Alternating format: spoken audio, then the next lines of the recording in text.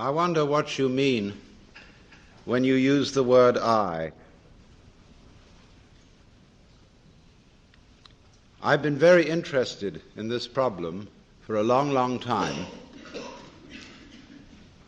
and I've come to the conclusion that what most civilized people mean by that word is a hallucination. That is to say, a false sense of personal identity that is at complete variance with the facts of nature. And as a result of having a false sense of identity, we act in a way that is inappropriate to our natural environment. And when that inappropriate way of action is magnified by a very powerful technology, we swiftly begin to see the results of a profound discord between man and nature. As is well known, we are now in the process of destroying our environment as a result of an attempt to conquer it and master it.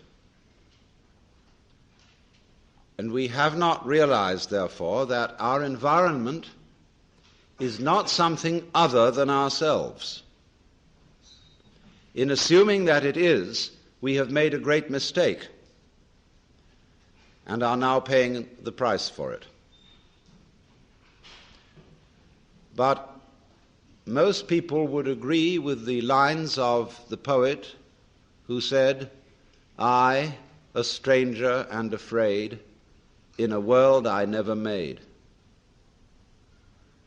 Because we have the strong sensation that our own being inside our skin is extremely different from the world outside our skin.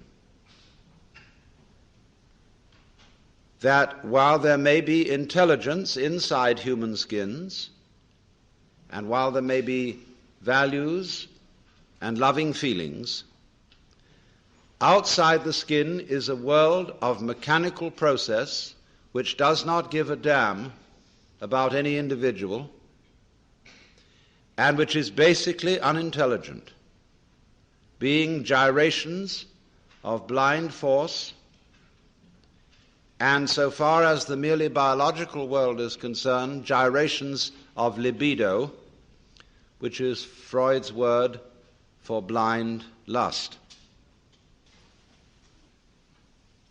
It should be obvious that the human being goes with the rest of the universe, even though we say in popular speech, "I came into this world." Now, it is not true that you came into this world. You came out of it. In the same way as a flower comes out of a plant or a fruit comes out of a tree. And as an apple tree apples, the solar system in which we live, and therefore the galaxy in which we live, and therefore the system of galaxies in which we live, that system peoples. And therefore people are an expression of its energy and of its nature. If people are intelligent, and I suppose we have to grant that if, then the energy which people express must also be intelligent, because one does not gather figs from thistles and grapes from thorns. But it does not occur, you see, to the ordinary civilized person to regard himself or herself as an expression of the whole universe. It should be obvious that we cannot exist except in an environment of earth, air, water, and solar temperature, that all these things go with us and are as important to us, albeit outside our skins, as our internal organs, heart, stomach, brain, and so forth. Now, if then we cannot describe the behavior of organisms without at the same time describing the behavior of their environments, we should realize that we have a new entity of description, not the individual organism alone, but what would now be called a field of behavior, which we must call rather clumsily the organism environment. You go with your environment in the same way as your head goes with the rest of your body. You do not find in nature faces arriving in the world sui generis. They go with a body. But also bodies do not arrive in a world which would be, for example, a plain ball of scrubbed rock floating without an atmosphere far away from a star. That will not grow bodies. There is no soil for bodies. There is no complexity of environment which is body producing. So bodies go with a very complicated natural environment. And if the head goes with the body and the body goes with the environment, the body is as much an integral part of the environment as the head is part of the body. It is deceptive, of course, because the human being is not rooted to the ground like a tree. A human being moves about and therefore can shift from one environment to another. But these shifts are superficial. The basic environment of the planet remains a constant. And if the human being leaves the planet, he has to take with him a canned version of the planetary environment. Now, we are not really aware of this. Upon taking thought and due consideration, it does occur to us, yes, indeed, we do need that environment. But in the ordinary way, we don't feel it. That is to say, we don't have a vivid sensation of belonging to our environment in the same way that we have a vivid sensation of being an ego inside a bag of skin, located mostly in the skull, about halfway between the ears and a little way behind the eyes. And it issues in these disastrous results of the ego, which, according to 19th century common sense, feels that it is a fluke in nature, and that if it does not fight nature, it will not be able to maintain its status as intelligent fluke. So the geneticists are now saying, and many others are now saying, that man must take the course of his evolution into his own hands. He can no longer trust the wiggly, random, and unintelligible processes of nature to develop him any further, but he must interfere with his own intelligence and through genetic alterations breed the kind of people who will be viable for human society, and that sort of thing. Now this, I submit, is a ghastly error, because human intelligence has a very serious limitation. That limitation is that it is a scanning system of conscious attention which is linear.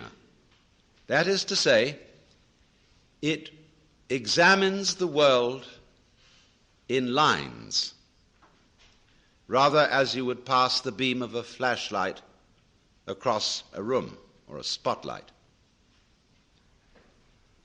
That's why our education takes so long. It takes so long because we have to scan miles of lines of print. And we regard that, you see, as basic information. Now, the universe does not come at us in lines. It comes at us in a multidimensional continuum in which everything is happening all together everywhere at once. And it comes at us much too quickly to be translated into lines of print or of other information, however fast they may be scanned. And that is our limitation so far as the intellectual life and the scientific life is concerned. The computer will greatly speed up linear scanning, but it's still linear scanning. And so long as we are stuck with that form of wisdom, we cannot deal with more than a few variables at once. Now, what do I mean by that? What is a variable? A variable is any one linear process. Let's take music. When you play a Bach fugue, and there are 4 parts to it, you have 4 variables. You have 4 moving lines, and you can take care of that with 2 hands. An organist, using 2 feet, can put in 2 more variables and have 6 going. And you may realize, if you've ever tried to play the organ, that it's quite difficult to make 6 independent motions go at once. The average person cannot do that without training. The average person cannot deal with more than 3 variables at once without using a pencil. Now, when we study physics, we are dealing with processes in which there are millions of variables. This, however, we handle by statistics, in the same way as insurance companies use actuarial tables to predict when most people will die. If the average age of death is 65, however, this prediction does not apply to any given individual. Any given individual will live to plus or minus 65 years. And the range of difference may be very wide indeed, of course. But this is all right. The 65 guess is all right when you're doing large-scale gambling. And that's the way the physicist works in predicting the behavior of nuclear wavicles. But the practical problems of human life deal with variables in the hundreds of thousands. Here, statistical methods are very poor, and thinking it out by linear consideration is impossible. With that equipment, then, we are proposing to interfere with our genes. And with that equipment also, be it said, we are trying to solve our political, economic, and social problems. And naturally, everybody has the sense of total frustration. And the individual feels, well, what on earth can I do? We do not seem to know a way of calling upon our brains, because our brains can handle an enormous number of variables that are not accessible to the process of conscious attention. Your brain is now handling, or your total nervous system, to be more accurate, your blood chemistry, the secretions from your glands, the behavior of millions of cells. It is doing all that without thinking about it. That is to say, without translating the processes it is handling into consciously reviewed words, symbols, or numbers. Now, when I use the word thinking, I mean precisely that process, translating what is going on in nature into words, symbols, or numbers. Of course, both words and numbers are kinds of symbols. Symbols bear the same relation to the real world that money bears to wealth. You cannot quench anybody's thirst with the word water, just as you cannot eat a dollar bill and derive nutrition from it.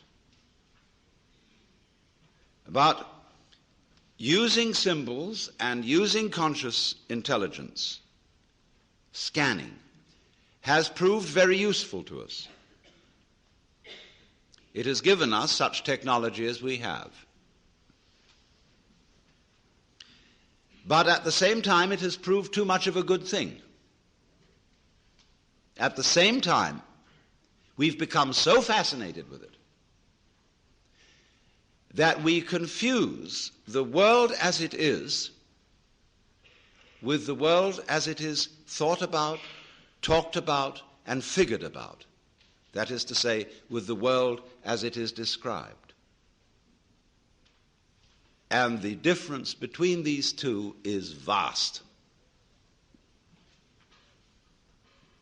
And when we are not aware of ourselves, except in a symbolic way, we are not related to ourselves at all. We are like people eating menus instead of dinners. And that's why we all feel psychologically frustrated. So then we get back to the question of what do we mean by I? Well, first of all, obviously, we mean our symbol of ourselves. Now, ourselves, in this case, is the whole psychophysical organism, conscious and unconscious, plus its environment. That's your real self. Your real self, in other words, is the universe as centered on your organism. That's you. You say, let me just clarify that a little for one reason. What you do is also a doing of your environment. Your behavior is its behavior as much as its behavior is your behavior. It's mutual. We could say it is transactional. You are not a puppet which your environment pushes around, nor is the environment a puppet which you push around. They go together. They act together. In the same way, for example, if I have a wheel, one side of it going down is the same as the other side of it going up. When you handle the steering wheel of a car, are you pulling it or are you pushing it? No, you're doing both, aren't you? When you pull it down this side, you are pushing it up that side. It's all one. So there's a push-pull between organism and environment. We are only rarely aware of this as when in curious alterations of consciousness, which we call mystical experience, cosmic consciousness, an individual gets the feeling that everything that is happening is his own doing, or the opposite of that feeling, that he isn't doing anything, but that all his doings, his decisions and so forth, are happenings of nature. You can feel it either way. You can describe it in these two completely opposite ways, but you're talking about the same experience. You're talking about experiencing your own activity and the activity of nature as one single process. And you can describe it as if you were omnipotent, like God, or as if it were completely deterministic and you hardly existed at all. But remember, both points of view are right. And we'll see where that gets us. But we don't feel that, do we, ordinarily? What we feel instead is an identification of ourselves with our idea of ourselves, or I would rather say with our image of ourselves. And that's the person, or the ego. You play a role. You identify with that role. I play a role. It's called Alan Watts. And I know very well that that's a big act. I can play some other roles besides Alan Watts, if necessary, but I find this one is better for making a living.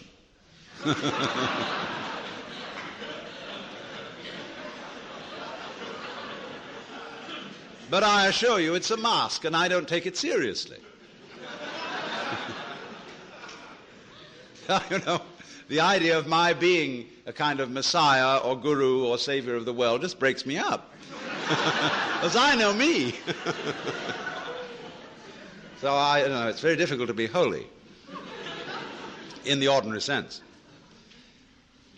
So I know I'm not that. But most of us are taught to think that we are whom we are called. And when you're a little child, and you begin to learn a role, and your parents and your peers approve of your being that. They know who you are. You're predictable, so you can be controlled. But when you act out of role and you imitate some other child's behavior, everybody points the finger and says, you're not being true to yourself. Johnny, that's not you, that's Peter. And so you learn to stay Peter, or to stay Johnny. But of course, you're not either. Because this is just the image of you. It's as much of you as you can get into your conscious attention, which is precious little. Your image of yourself contains no information about how you structure your nervous system. It contains no information about your blood chemistry. It contains almost no information about the subtle influences of society upon your behavior. It does not include the basic assumptions of your culture, which are all taken for granted and unconscious. And you can't find them out unless you study other cultures to see how their basic assumptions differ. It includes all kinds of illusions that you're completely unaware of, as, for example, that time is real and that there is such a thing as a past, which is pure hokum. But nevertheless, all these things are unconscious in us, and they are not included in our image of ourselves, nor, of course, included in our image of ourselves is there any information about our inseparable relationships with the whole natural universe. So, this is a very impoverished image. When you ask a person, what did you do yesterday? They'll give you a historical account of a certain number of events in which they participated and a certain number of things which they saw, used, or were clobbered by. But realize at once that this history leaves out most of what happened. In trying to describe what happens to me this evening, will never be able to describe it, because there are so many people here that if I were to talk about everyone whom I've seen, what they were wearing, what color their hair was, what sort of expressions they had on their faces, I would have to talk till doomsday.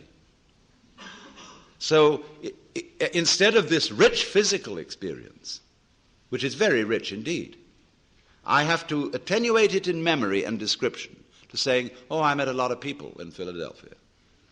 And there were men and there were women, and lots of them were young and some of them were old. You know, it's a most utterly impoverished account of what went on. So therefore, in thinking of ourselves in this way, what I did yesterday, what I did the day before, in terms of this stringy, mangy account, all I have is a caricature of myself. And you know the caricaturist doesn't draw you all in. He just puts certain salient features whereby people will recognize you. It's not a skeleton. So we are, as it were, conceiving ourselves as a bunch of skeletons. And they got no flesh on them, just a bunch of bones. And no wonder we all feel inadequate. We're all looking for something to the future, to bring us the goodie. We know we ought to have, there's a golden goodie at the end of the line somewhere. There's a good time coming, be it ever so far away, that one far-off divine event to which all creation moves. We hope. And therefore we say of something that's no good, it has no future. I would say it has no present. But everybody says it has no future. Now, here we are, as it were, psychically starved. And always, therefore, looking, seeking. And this confused seeking is going on everywhere. We don't know what we want. Nobody knows what they want. We say, yes, we think of what we want in vague terms. Pleasure, money, wealth, love, fulfillment, personal development. But we don't know what we mean by all that. If a person really sits down to figure out, write a long essay, 20 pages, on your idea of heaven, it'll be a sorry production. You can see it already in medieval art, whether it is depictions of heaven and hell. Hell is always much better than heaven. Although it's uncomfortable, it's a sadomasochistic orgy. Wowee, hell is really rip-roaring. Whereas all the saints in heaven are sitting...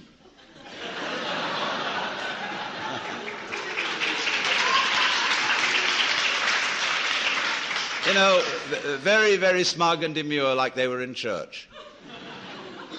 And you see also the multitudes of the saved.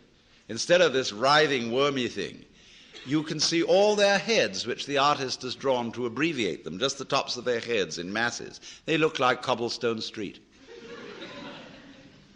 Flattened out. So what has happened then is this, that our I is an illusion. It's an image. And it is no more ourself than an idol is the Godhead.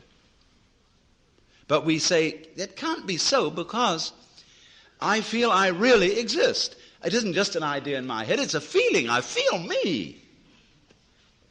Well, what is it that you feel when you feel I? Well, what is it that you feel when you feel I? I'll tell you. What do you do when somebody says, pay attention? What is the difference between looking at something and taking a hard look at it? Or between hearing something and listening intently? What's the difference? What's the difference between waiting while something goes on and enduring it? Why? The difference is this, that when you pay attention, instead of just looking, you screw up your face. You frown and stare. That is a muscular activity around here. When you will, you grit your teeth or clench your fists. When you endure or control yourself, you pull yourself together physically, and therefore you get uptight. You hold your breath. You do all kinds of muscular things to control the functioning of your nervous system. And none of them have the slightest effect on the proper operation of the nervous system. If you stare at things, you will rather fuzz the image than see them clearly. If you listen intently by concentrating on muscles round the ears, you will be so much attending to muscles here that you won't hear things properly. And you may get singing in the ears. If you tighten up with your body to pull yourself together, all you do is constrict yourself. I remember in school, I sat next to a boy who had great difficulty in learning to read. And what they always say to children is, try. If you can't do something, you must try. So the boy tries. And what does he do? When he's trying to get out words, he grunts and groans as if he were lifting weights. And the teacher's impressed. The boy is really trying, gives him B for effort. All he's doing...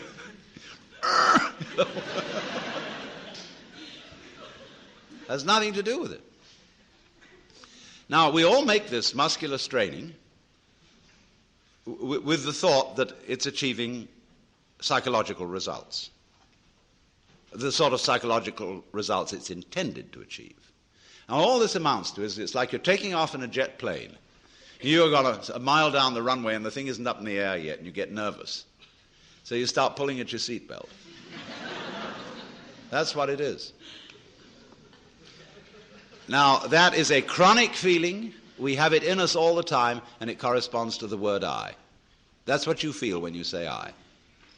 You feel that chronic tension. Because when an organ is working properly, you don't feel it. If you see your eye, you've got cataract.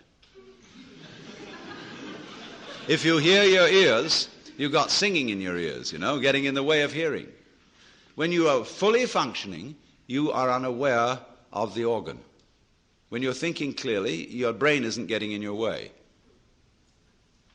Actually, of course, you are seeing your eyes in the sense that everything you see out in front of you is a condition in the optic nerves at the back of the skull. That's where you're aware of all this. But you're not aware of the I as the I. I'm talking about the optical I. So when we are aware of the ego I, we are aware of this chronic tension inside ourselves. And that's not us. It's a futile tension. So when we get the illusion, the image of ourselves, married to a futile tension, you've got an illusion married to a futility. And then you wonder why I can't do anything. Why I feel in the face of all the problems of the world impotent. And why I somehow cannot manage to transform I. Now here we get to the real problem. Because we're always telling each other that we should be different. Now, I'm not going to tell you that tonight. Why not? Because I know you can't be.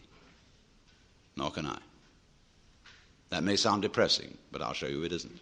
It's very heartening. But everybody, you see, who is at all sensitive and awake to their own problems and human problems is trying to change himself. We know we can't change the world unless we change ourselves. If we are all individually selfish, we're going to be collectively selfish. If we don't really love people and only pretend to, somehow we've got to find a way to love. After all, it's said in the Bible, "Thou shalt love the Lord thy God, and your neighbor as yourself." You must love. Yeah, we all agree. Sure. But we don't. In fact, one psychologist very smartly asked a patient, "With whom are you in love against?"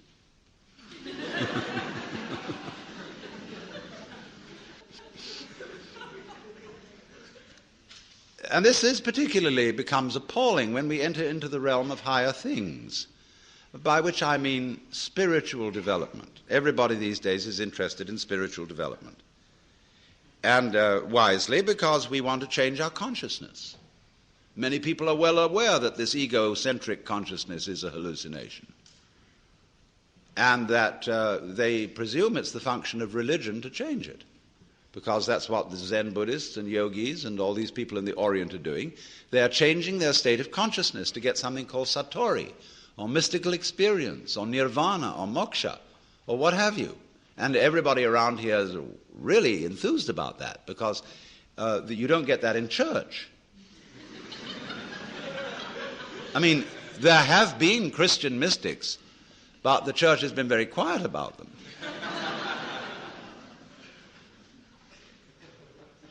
In the average church, all you get is talk. There's no meditation, no spiritual discipline. They tell God what to do interminably, as if he didn't know. And then they tell the people what to do, as if they could or even wanted to. And then they sing religious nursery rhymes.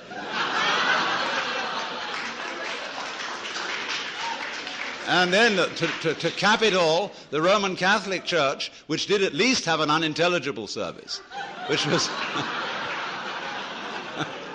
it was real mysterious and suggested vast magic going on. They went and put the thing into bad English. And they took away incense, and they became a bunch of Protestants, and the thing was just terrible. So now all these Catholics are at loose ends. As Claire Booth Luce put it, not to be a pun, but she said, it's no longer possible to practice contemplative prayer at Mass. Because you're being advised, exhorted, edified all the time. And it becomes a bore. Think of God listening to all those prayers. Talking about grieving the Holy Spirit. It's just awful. People have no consideration for God at all.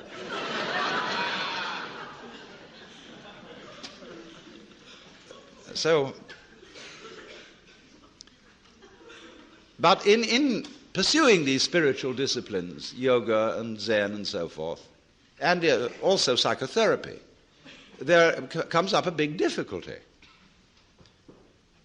And the big difficulty is this. I want to find a method whereby I can change my consciousness. But therefore to improve myself. But the self that needs to be improved is the one that is doing the improving. And so I'm rather stuck. I find out the reason that I think I believe, say, in God, is that I sure hope that somehow God will rescue me. In other words, I want to hang on to my own existence. And I feel rather shaky about doing that for myself, but I just hope there's a God who will take care of it. Or if I could be loving, I would have a better opinion of myself. I'd feel better about it. I could face myself, as people say, if I were more loving. So the unloving me, somehow, by some gimmickry, has to turn itself into a loving me, and this is just like trying to lift yourself off the ground with your own bootstraps. It can't be done. And that's why religion, in practice, mainly produces hypocrisy and guilt, because of the constant failure of these enterprises. Oh, people go and study Zen, and they come back and say, wow, getting rid of your ego is a superhuman task. I assure you it's going to be very, very difficult to get rid of your ego. You're going to have to sit for a long time, and you're going to get the sorest legs. It's hard work. And all you wretched kids who think you're getting rid of your ego on part or something or other and easy yoga, you don't know what you're in for when it really comes down to the nitty-gritty. Well, you know, the biggest ego trip going is getting rid of your ego.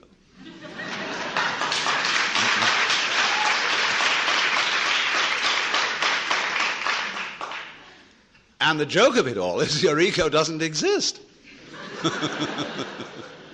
There's nothing to get rid of. It's an illusion, as I tried to explain. But you still want to ask how to stop the illusion.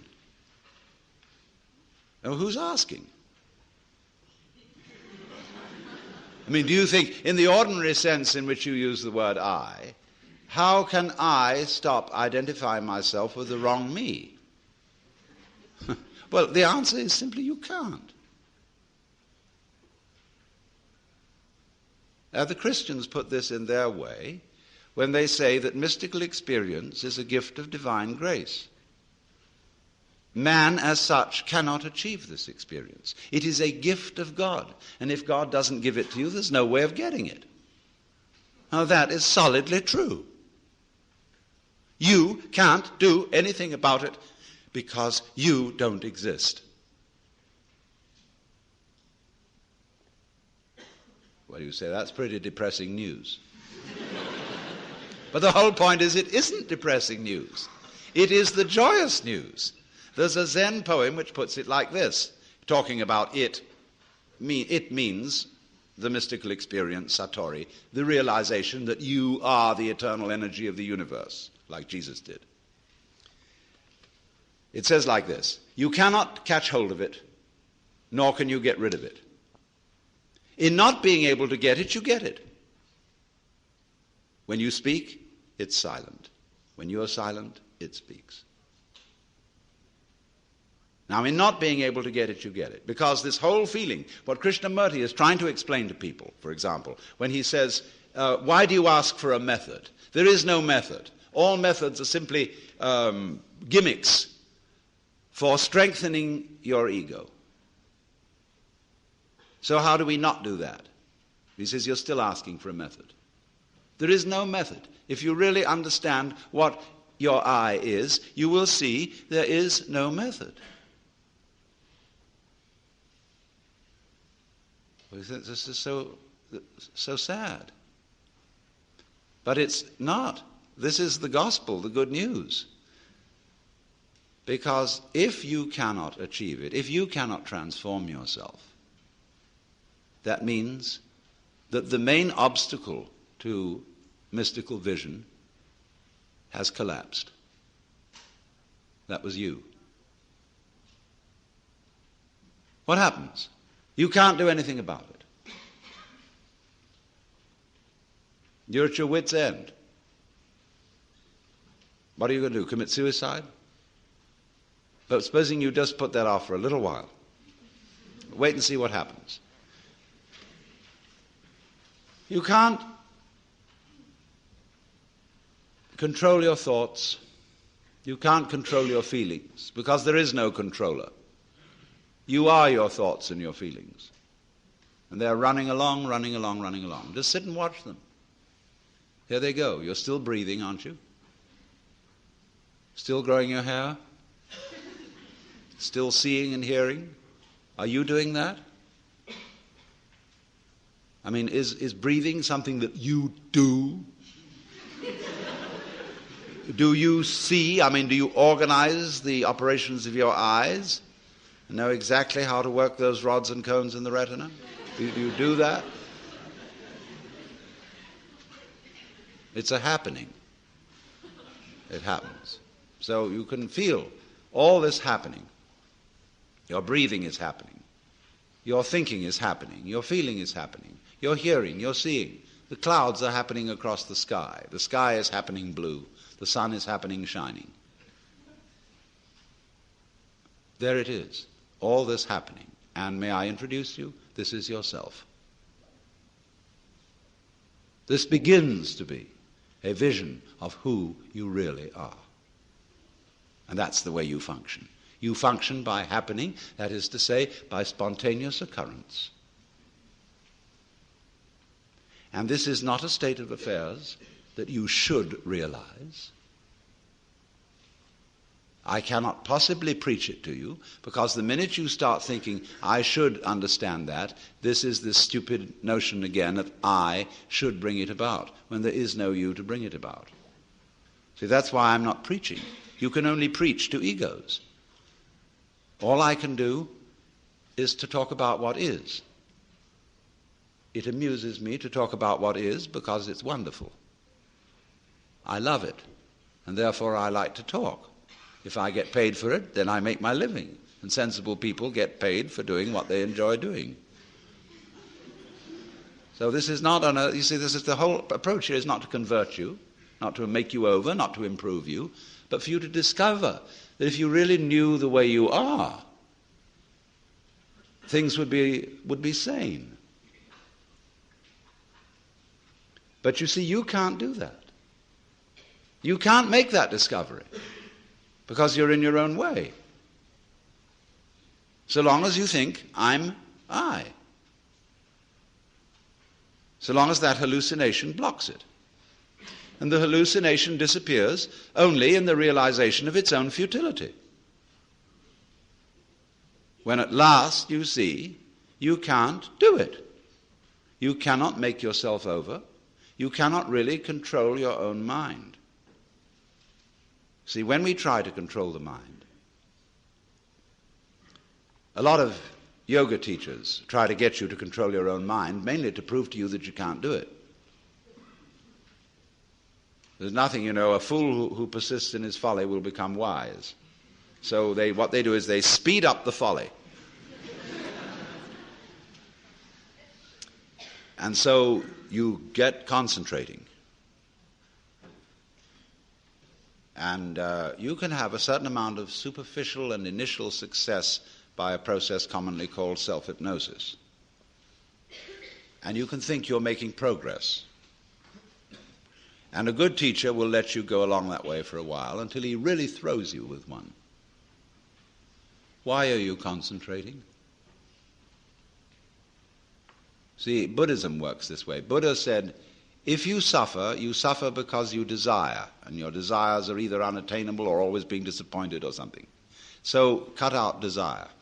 So those disciples went away and they stamped on desire, jumped on desire, cut the throat of desire, and threw out desire. But then they came back and Buddha said, but you are still desiring not to desire. They wondered how to get rid of that. So when you see that that's nonsense, there naturally comes over you a quietness. in seeing that you cannot control your mind, you realize there is no controller. What you took to be the thinker of thoughts is just one of the thoughts. What you took to be the feeler of the feelings, which was that chronic muscular strain, is just one of the feelings. What you took to be the experiencer of experience is just part of the experience. So there isn't any thinker of thoughts, feeler of feelings. We get into that bind because we have a grammatical rule that verbs have to have subjects. And the funny thing about that is that verbs are processes and subjects are nouns, which are supposed to be things. How does a noun start a verb? How does a thing put a process into action? Obviously it can't. But we always insist that there is this subject called the knower. And without a knower, there can't be knowing. Well, that's just a grammatical rule. It isn't a rule of nature. In nature, there's just knowing, like you're feeling it. And I have to say you are feeling it, as if you were somehow different from the feeling. When I say I am feeling, what I mean is there is feeling here. When I say you are feeling, I mean there is feeling there. I have to say even there is feeling. What a cumbersome language we have. Chinese is easier. You don't have to put all that in. You can say things twice as fast in Chinese as you can in any other language. Well, anyway, when you come to see that you can do nothing, that the play of thought, of feeling, etc., just goes on by itself as a happening, then you are in a state which we will call meditation. And slowly, without being pushed, your thoughts will come to silence.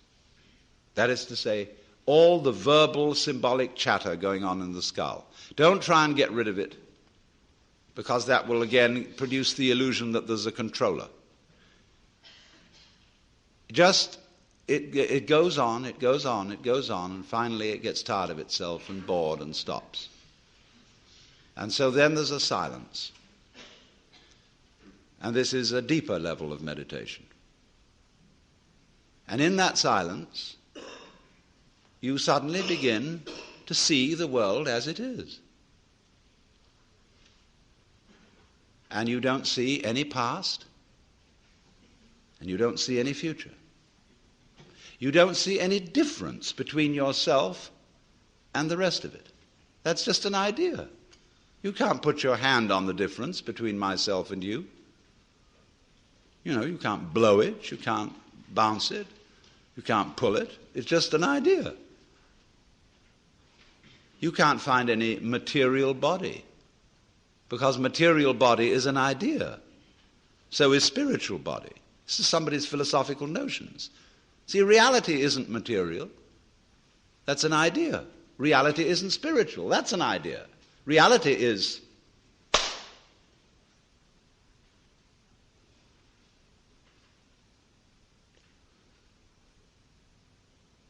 so we find, if I've got to put it back into words, that we live in an eternal now. You've got all the time in the world, because you've got all the time there is, which is now. And you are this universe. And you feel this strange feeling when ideas don't define the differences, you feel that other people's doings are your doings. And that makes it very difficult to blame other people. If you're not sophisticated theologically, you may, of course, run screaming in the streets and say that you're God. In a way, that's what happened to Jesus, because he wasn't sophisticated theologically. He only had Old Testament biblical theology behind him. If he'd had Hindu theology, he could have put it more subtly. But it was only that rather primitive theology of the Old Testament. And that was a conception of God as a monarchical boss. Thanks. And you can't go around and say, I'm the boss's son.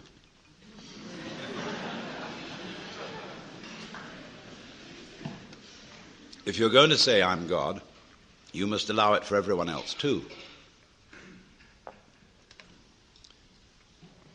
But this was a heretical idea from the point of view of Hebrew theology. And so what they did with Jesus was they pedestalized him.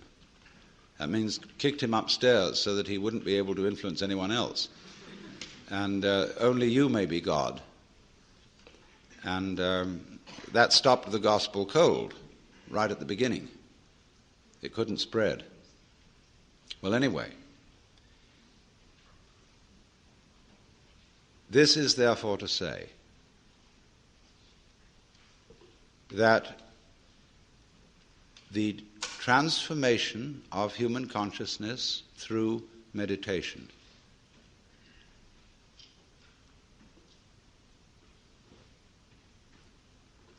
is frustrated so long as we think of it in terms of something that I myself can bring about by some kind of wangle, by some sort of gimmick. Because, you see, that leads to endless games of spiritual one-upmanship and of guru competitions, of my guru is more effective than your guru, my yoga's faster than your yoga, I'm more aware of myself than you are, I'm humbler than you are, I'm sorrier for my sins than you are, I love you more than you love me. This interminable goings-on about which people fight and wonder whether they are a little bit more evolved than somebody else and so on. All that can just fall away. And then we get this strange feeling that we have never had, you see, in our lives, except occasionally by accident. Some people get a glimpse that we are no longer this poor little stranger and afraid in a world it never made. But that you are this universe, and you are creating it at every moment. Because you see, it starts now. It didn't begin in the past. There was no past. See, if the universe began in the past, when that happened, it was now. See? Well, it's still now. And the universe is still beginning now, and it's trailing off like the wake of a ship from now. And the wake of the ship fades out, so does the past. You can look back there to explain things, but the explanation disappears. You'll never find it there. Things are not explained by the past. They're explained by what happens now. That creates the past, and it begins here. That's the birth of responsibility. Because otherwise, you can always look over your shoulder and say, well, I'm the way I am because my mother dropped me. And she dropped me because she was neurotic because her mother dropped her. And away we go back to Adam and Eve or to a disappearing monkey or something. We never get at it. But in this way, you're faced with it. You're doing all this.